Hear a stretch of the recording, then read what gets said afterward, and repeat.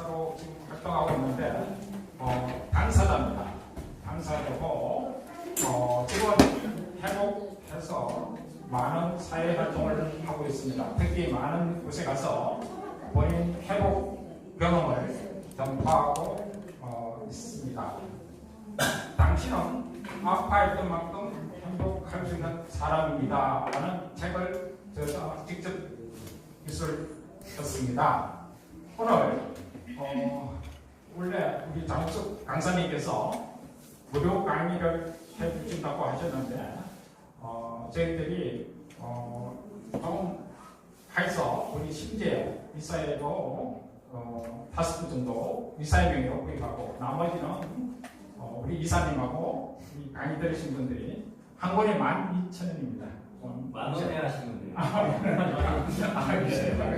네, 그래서 나중에 구입해 주시면 감사하고요. 지금부터 강의 시작하도록 하겠습니다. 네.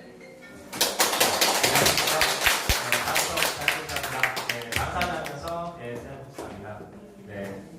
저희들을 잘 해주셔서 감사하고요. 오늘 신지의 강연에 불러주신 여러분들께 감사드립니다. 네. 먼저 작년 10월 말쯤에 제가 책을 쓰게 됐습니다.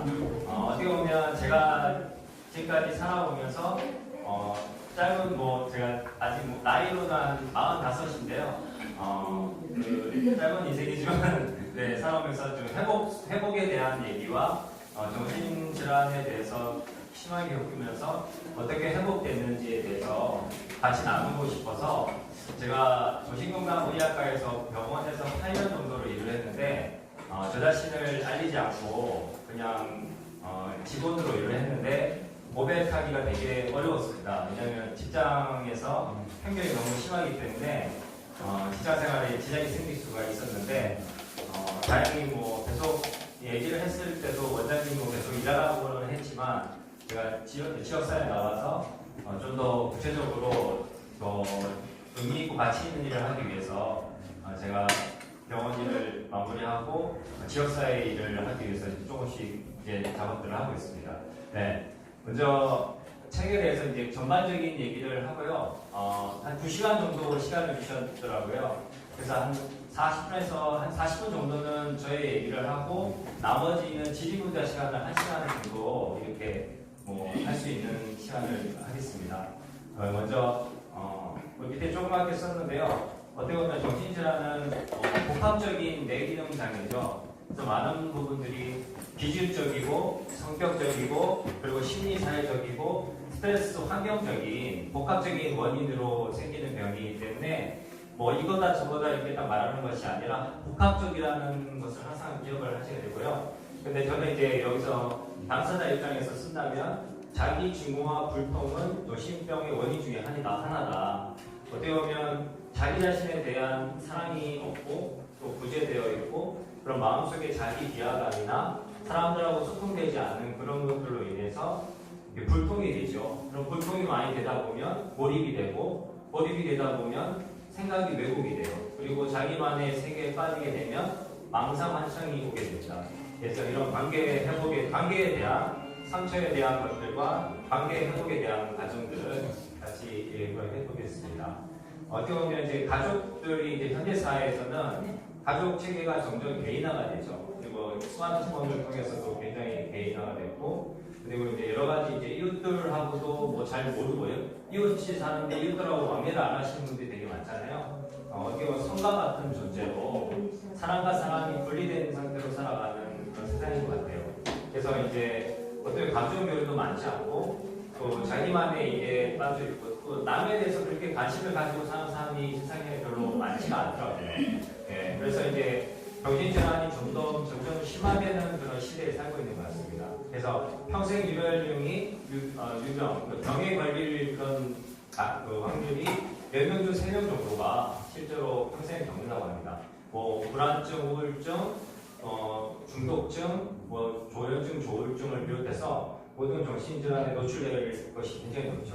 불면증 같은 경우에도 한 5명 중 1명은 일반 성인들이 겪고 있다고 합니다. 굉장히 많은 수치인데요. 그럼 밑에 이제 지피지기면 백전백승, 예.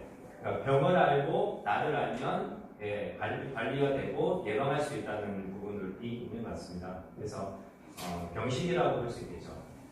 저의 고백을 하자면 저는 정신질환을 좀 심하게 겪었습니다. 그래서 보통은 10대 때부터 많이 오지 않습니까? 저도 한 고등학교 2학년 때부터 물론 더 거슬러 올라가면 어린 시절 때부터 트라우마를 비롯해서 여러 가지 현상들이 있었는데 가족과의 관계 속에서도 갈등도 있었고 여러 가지가 있었지만 어떻게 보면 가장 큰 영향이 있었던 것은 고등학교 시절이었던 것 같습니다. 그래서 좀 이따가 얘기를 전체적으로 하고요. 그리고 이런 주제로 얘기를 하자면 저는 이제 병명으로 말하면 양성장애 제1형으로 우증 망상 환청을 동반하는 그런 질환을 갖고 있었습니다.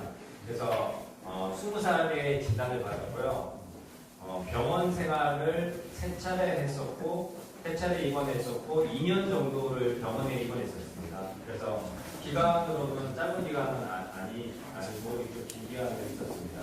그렇지만 이제 그 시간을 병식을 찾는 과정이 너무 다행히 좀 빨리 찾는 과정이 있어서 좀 단축했던 부분도 있을 것 같습니다. 그런데 정신질환이 낙인화와 편견 속에서 정신질환자로 살기는 힘든 세상이잖아요.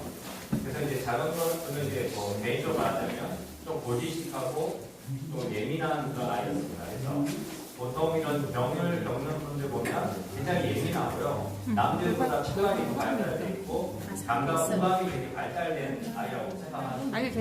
그리고 작은 것에서도 스트레스를 잘 받고 남들이 넘어갈 수 있는 것도 이게 마음의 상처가 돼서 걸리는 스타일. 그래서 부모님의 탓도 아니고 그리고 본인의 전적인 탓도 아니고 어떻게 보면 이렇게 타고난 것과 그런 심리적인 것과 성격적인 모든 것이 어우러져서 이런 병이 걸린다고 볼 수 있는 것 같아요.